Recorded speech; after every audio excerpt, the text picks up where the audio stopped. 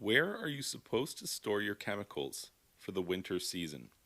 Well, there's a couple of different things that you need to know about storing chemicals.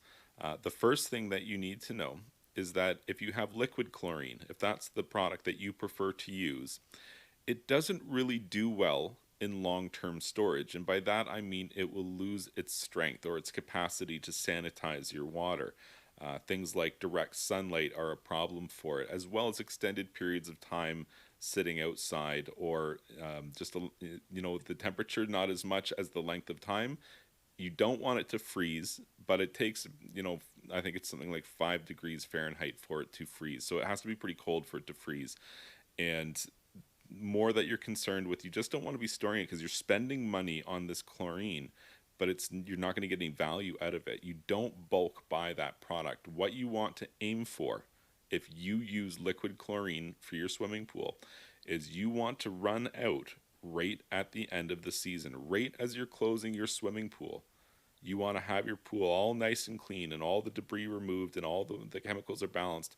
And then usually you want to give it a big slug of chlorine, something in the range of 5 liters or 10 liters of chlorine, such that you're going to have a high level over the winter season. Usually I'll do that right before I draw the cover right over the pool. And that will usually go a long way to making sure that the water hasn't turned green over the winter season. So I aim to not store any liquid chlorine. So I don't personally have to deal with that. Well, where do you store it?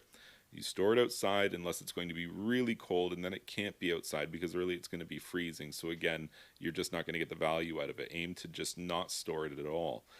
With the rest of your products, let's say you use chlorine tablets of some type. Any kind of solid physical product like that can be stored outside in a storage shed, and if it gets to sub-zero, that won't be a problem for it. And you're going to be storing your acids outside as well. But what you have to be aware of is that you cannot store chlorine and acid together. They must be stored in such a way that in a worst case scenario that these bottles both failed and both the acid and the chlorine spilled out. They cannot physically contact each other. They shouldn't even come in direct contact in terms of the gases that will be coming off of each of the spilled products. It's very important that acids and chlorines are stored separately from each other, but they can both be stored outside for the winter season. So aside from the liquid trying to use it up, and the solids that you're going to store outside, the final question is, well, what about all the random products? I got like a bottle of algicide, I've got some other random thing, maybe some anti-foam product or a liquid solar cover. What do I do with all of these things? All of those random ones I would bring inside and store them in a garage or a basement, something like that. I wouldn't bring the acids inside, I wouldn't bring the chlorine inside, but I would bring all the random ones inside because the bottles might break when they freeze, or you just might lose the effectiveness of the product itself. If you found this information helpful, please be sure to like this video and subscribe to my YouTube channel. And you can check out my website, swimmingpoolsteve.com.